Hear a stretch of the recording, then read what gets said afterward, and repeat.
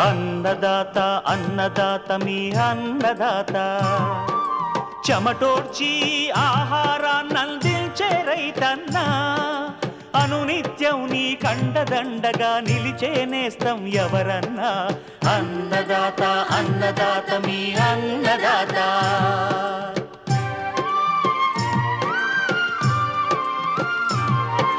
నూతన రీతుల సాగుబడికి నూరింతలు పెరిగే దిగుబడికి సూచనలిచ్చే సస్య రక్షణకు పశు పోషణకి శాస్త్ర విజ్ఞానం అందించి ముందుకు నడిపే తెలుగు రైతు భారతదేశానికి మకుటం అయ్యేలా తీర్చిదిద్దే ఆశయంతో మిమ్ము మేలు కొలిపేది అన్నదాత అన్నదాత అన్నదాత మీ అన్నదాత అన్నదాత అన్నదాత మీ అన్నదాత. అన్నదాత ప్రేక్షకులకు నమస్కారం. ఈనాటి ముఖ్యాంశాలు: వివిధ పంటల్లో పొగాకు లద్దె పురుగు నష్టం, సమగ్ర సస్యరక్షణ చర్యలు, గులాబీ నాణ్యతను దెబ్బతీస్తున్న చీడపీడలు నివారణ, ఆగాకర సాగులో మెలకువలు,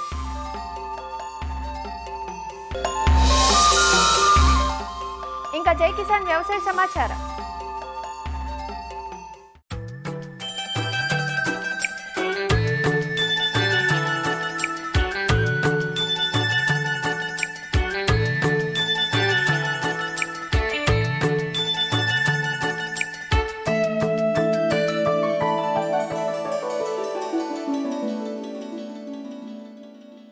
పూలలో రారాని గులాబీ.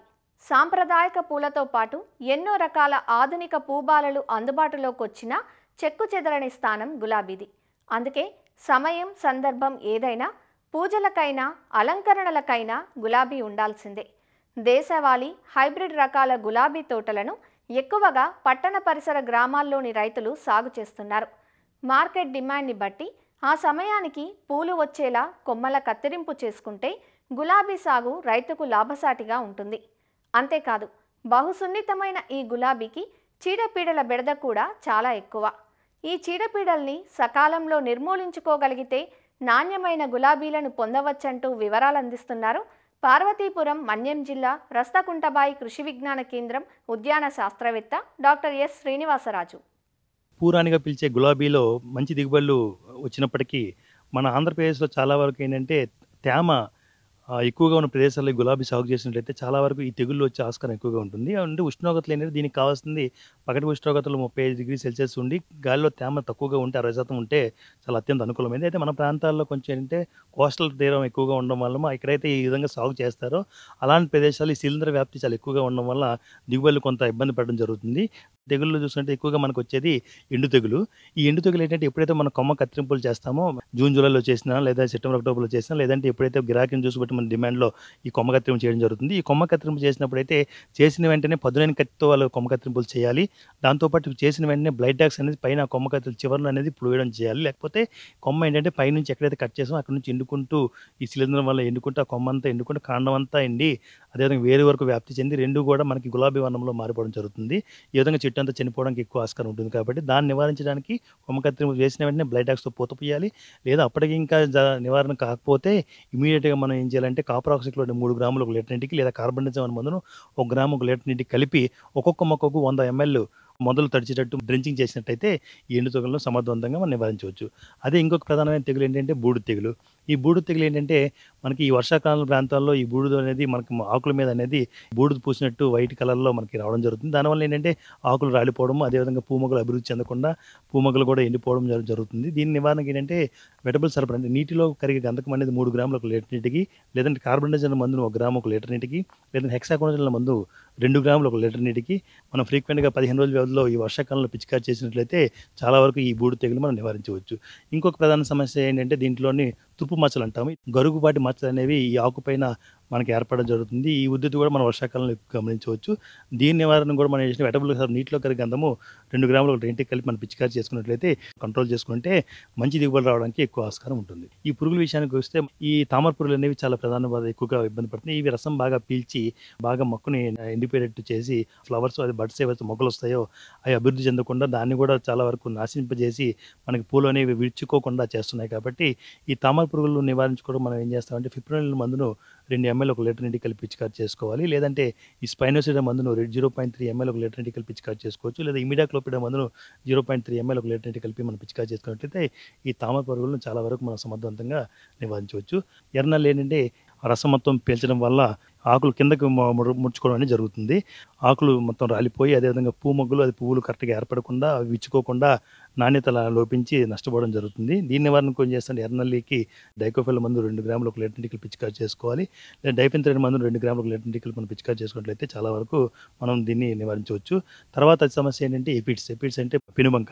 ఈ పెనుబంక కూడా ఏంటంటే మనకి ఎక్కువగా రసం పీల్చడం వల్ల కూడా చెట్టుకి పైన విధంగానే చాలా ఇబ్బంది పడుతున్నాయి.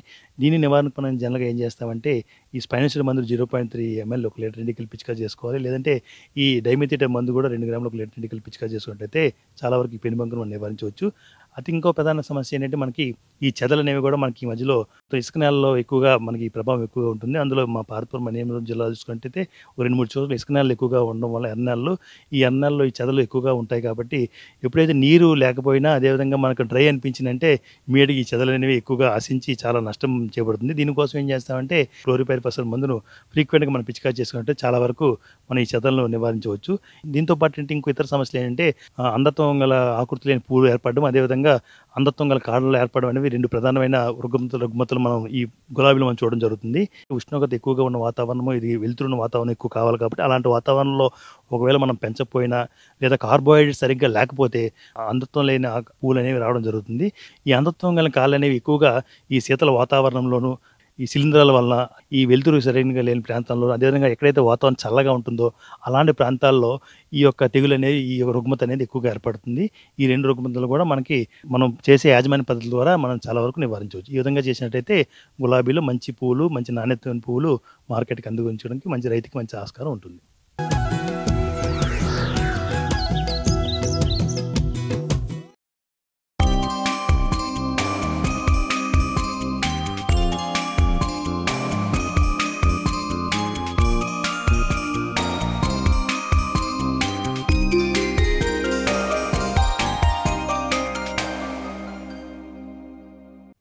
పంటలను చేతికందే వరకు కంటికి రెప్పలా కాపాడుకుంటున్నా ఏదో మూల నుంచి ఏదో ఒక చీడపీడ తమ ప్రతాపాన్ని చూపిస్తూనే ఉంటాయి. చీడల్లో పొగాకు లద్దె పురుగులు పంటలను మోళ్లుగా మార్చి తీవ్ర నష్టాన్ని చేస్తుంటాయి. వేరుశెనగ, మొక్కజొన్న, పత్తి, ఆముదం వంటి పంటలతో పాటు క్యాబేజీ, క్యాలీఫ్లవర్, అరటి, ఇతర పండ్ల తోటలు, పూల మొక్కలు ఇలా ఏ పంటకు పొగాకు లద్దె పురుగు మినహాయింపు కాదు. లద్దె పురుగులు పంటపై ఒక సైన్యంలా దాడి చేసి మట్టుబెడతాయి.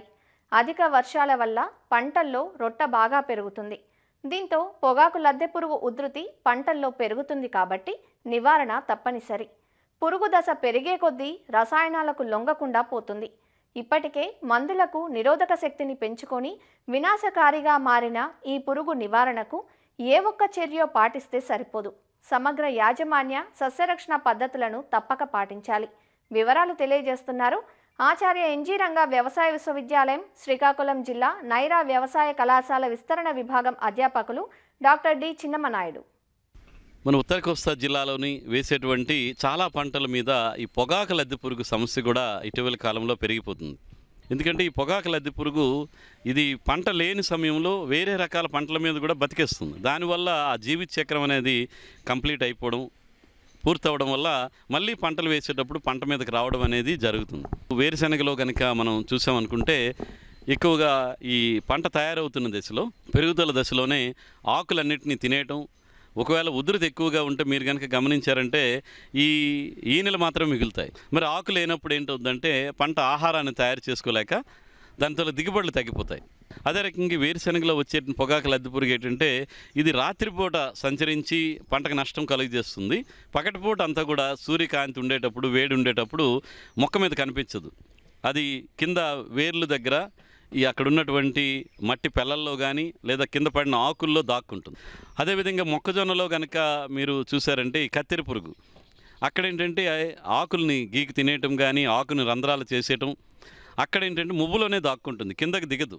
స్పోడోప్టెరా ఫ్యూజిపెరడా అంటారు. అదేవిధంగా కూరగాయల పంటల్లో మీరు చూస్తే కనుక టమాటోలు అయితే కనుక ఈ పొగాకు లద్దె పురుగు కాయలను ఆశించి రంధ్రాలను చేసి లోపల ఉన్నట్టు గుజ్జును తినేస్తుంది. దానివల్ల పంట నాణ్యత తగ్గిపోతుంది, మార్కెట్లో కూడా మంచి ధరలు ఉండవు. అదేవిధంగా మనకి వంగలో కూడా కొమ్మ తొలుస్తుంది, అదేవిధంగా కాయ తొలుస్తుంది. దానివల్ల కూడా పంట తాలూకు నాణ్యత దెబ్బతినడం, మార్కెట్లో సరైన ధర లేకుండా అయిపోతుంది. అదేవిధంగా బెండ పంటలో కూడా బెండ తాలూకా కాండాన్ని కాయలను కూడా తొలిచేసి లోపల ఉన్న గింజలను తినేస్తుంది. ఈ విధంగా చాలా రకాల పంటల్లో మనకి పొగాకు లద్దె పురుగు తాలూకు సమస్య ఇటీవల కాలంలో ఎక్కువ అవుతుంది. అయితే ఈ పొగాకు లద్దె పురుగు నివారణ కోసం చాలామంది రైతులు ఏంటంటే రసాయన మందులు ఎక్కువగా వాడటం జరుగుతుంది.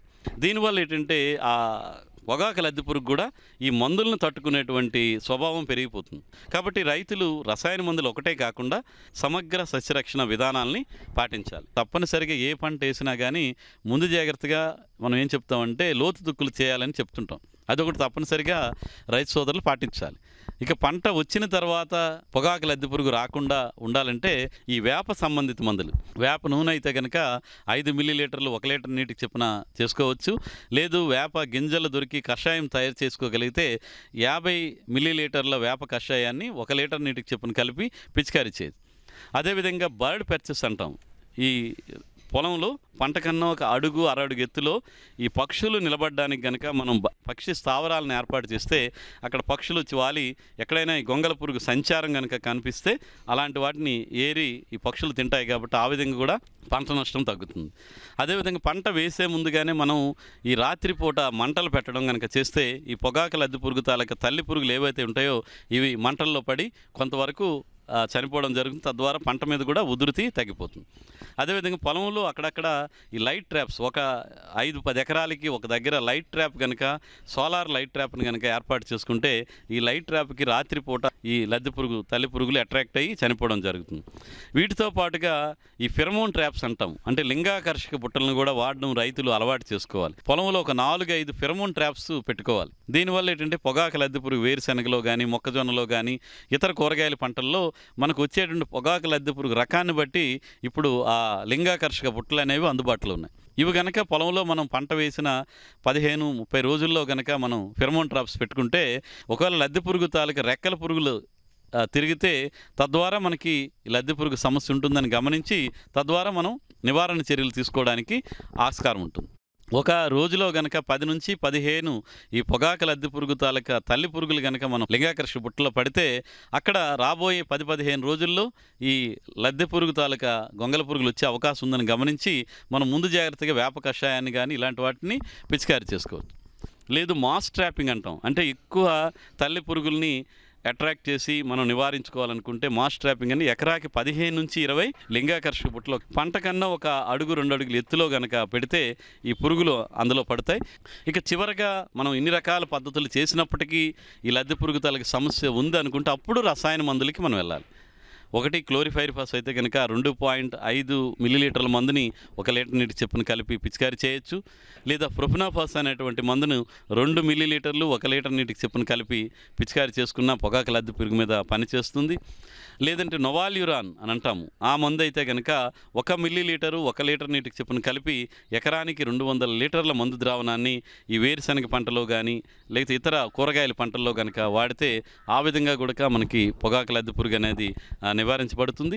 అదేవిధంగా క్లోలాంట్రాన్ ఇలిప్రోలిన్ అనేటువంటి మందు అది 0.3 మిల్లీలీటర్లు 1 లీటర్ నీటికి చొప్పున కలిపి మనం కనుక పిచికారీ చేస్తే లద్దె పురుగు తగ్గుతుంది. అయితే మందులు ఏవైనప్పటికీ ఒకే మందుని దపదపాలు కొట్టకూడదు. ఒకసారి ఒక మందు కొడితే ఇంకొకసారి ఇంకొక మందు మార్చి మనం పిచికారీ చేయాలి. ఈ రసాయన మందులన్నీ కూడా 1 నుంచి 4వ దశ వరకు గొంగల పురుగు పెరుగుదల వరకు బాగా పనిచేస్తున్నాయి. బట్ 5-6 దశలు బాగా పెద్ద గొంగల పురుగు అయిపోతుంది, మనం కొట్టిన మందు ప్రభావం సరిపోవటం లేదు. అలాంటప్పుడు విషపు ఎర్రను తయారు చేసుకోవాలి. దీనికోసం ఏంటంటే మనం ఒక 5 కేజీలు మెత్తన తవుడు తీసుకుంటూ 1 కేజీ బెల్లం తవుడుకి కలిపిస్తారు. అలాంటి మిశ్రమానికి మనం క్లోరిఫైరిఫాస్ అయితే 1/2 లీటరు, మోనోక్రోటోఫాస్ అయిన 1/2 లీటర్ మందుని పట్టించి చిన్న చిన్న ఉండలుగా చేసి అది వేరుశనగ పంటని కానీ లేదా మొక్కజొన్న పంట ఏదైనా కానీ సాయంత్రం సమయాల్లో కనుక ఈ ఉండల్ని మొక్కజొన్నలు అయితే మువ్వుల్లో వేయాలి. వేరుశనగ అయితే కనుక అక్కడక్కడ భూమి మీద పడే విధంగా చిన్న చిన్న ఉండలుగా చేసి కనుక పడేస్తే ఈ రాత్రిపూట ఈ పొగాకు లద్దె పురుగులు ఈ విషపు ఎర్ర తాలూకు వాసనకి అవి ఆకర్షింపబడి ఆ మందు ఉండలను తినేసి తదుపరి చనిపోవడం అనేది జరుగుతుంది. మరి ఈ పొగాకు లద్దె పురుగు తాలూకా నివారణ కోసం రసాయన మందులు కాకుండా ఇప్పుడు మనం చెప్పుకున్నటువంటి సమగ్ర సస్యరక్షణ పద్ధతులన్నింటినీ కూడా పాటించినప్పుడే ఈ పొగాకు లద్దె పురుగుని సమర్థవంతంగా నివారించుకోవడానికి అవకాశం ఉంటుంది.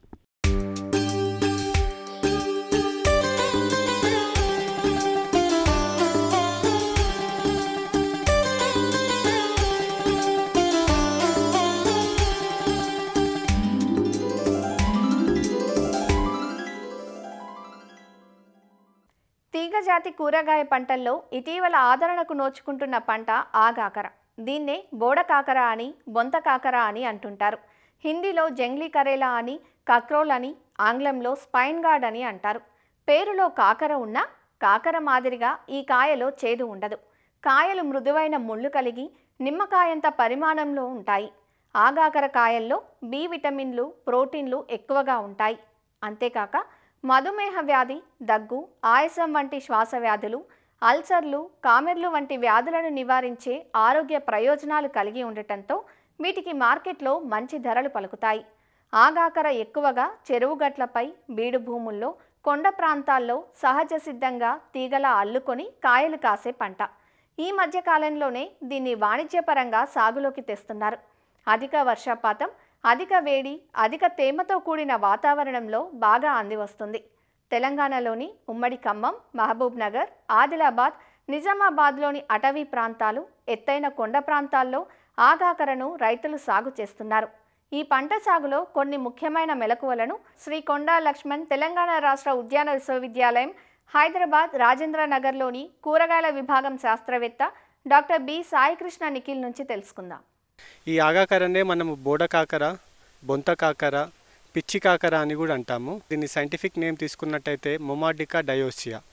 ఇది మనకి కుకుర్బిటేసి ఫ్యామిలీకి చెందిన తీగ మొక్క.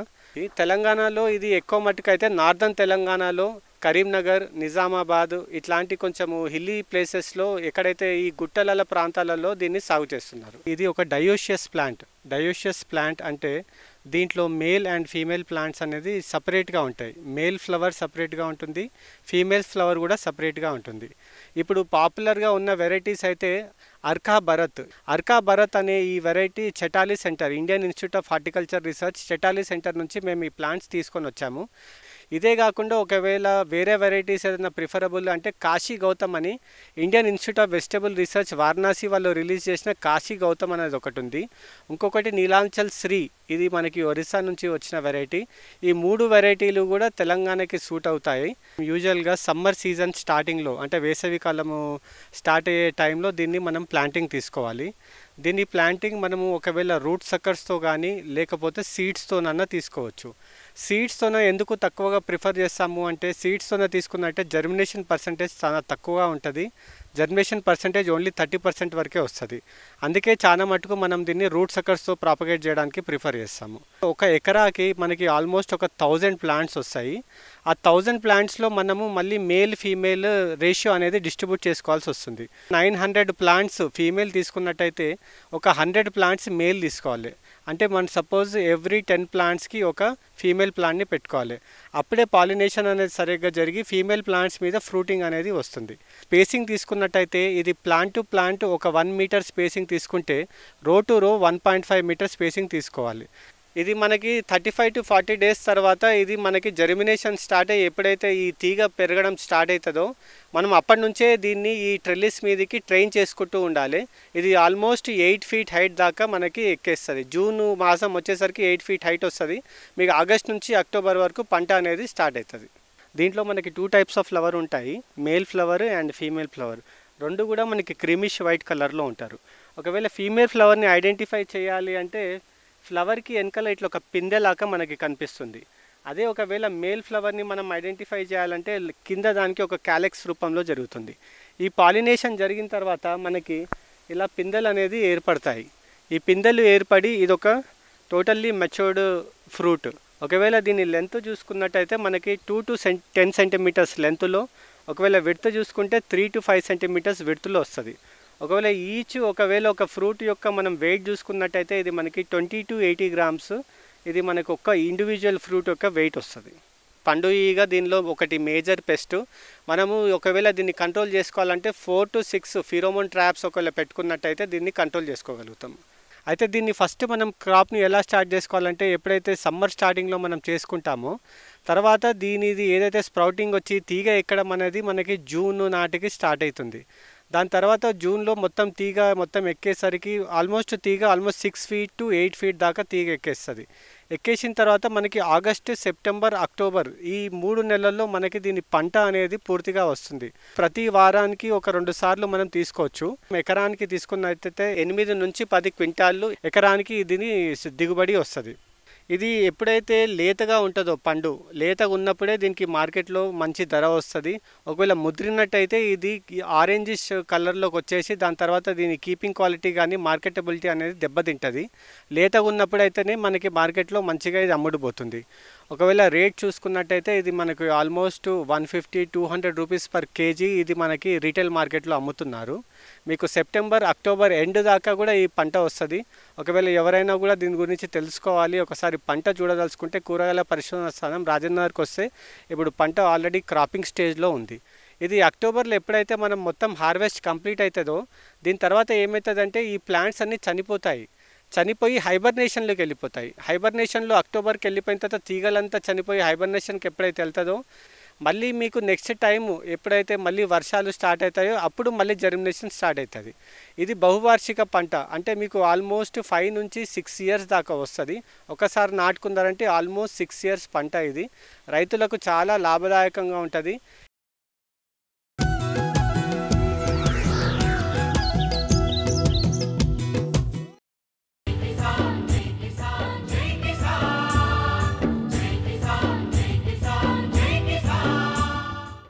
వ్యవసాయ సమాచారం ఇప్పుడు జై కిసాన్లో చూద్దాం. భాగ్యనగరం వేదికగా నెక్లెస్ రోడ్ పీపుల్స్ ప్లాజా ప్రాంగణంలో 18వ జాతీయ స్థాయి వ్యవసాయ ఉద్యాన ప్రదర్శన ప్రారంభమైంది. సెప్టెంబర్ 18 నుంచి 22 వరకు 5 రోజుల పాటు జరగనున్న గ్రాండ్ నర్సరీ మేళాకు సందర్శకుల తాకిడి మొదలైంది. తెలంగాణ, ఆంధ్రప్రదేశ్ సహా దేశవ్యాప్తంగా పలు రాష్ట్రాల నుంచి పేరెన్నికగన్న నర్సరీలు, విత్తన సంస్థలు, సేంద్రియ ఎరువుల సంస్థలు, అంకుర కేంద్రాల వ్యవస్థాపకులు తమ స్టాళ్లు ఏర్పాటు చేశారు. అలాగే స్టాల్స్ వస్తున్నాయి. హర్యానా నుంచి, పంజాబ్ నుంచి, గుజరాత్, రాజస్థాన్ నుంచి కూడా చాలా మంచి స్టాల్స్ వచ్చారు. ఇక్కడ మహారాష్ట్ర నుంచి కూడా చాలా బాగా స్టాల్స్ వచ్చినాయి. కలకత్తా స్టాల్స్ వచ్చినాయి.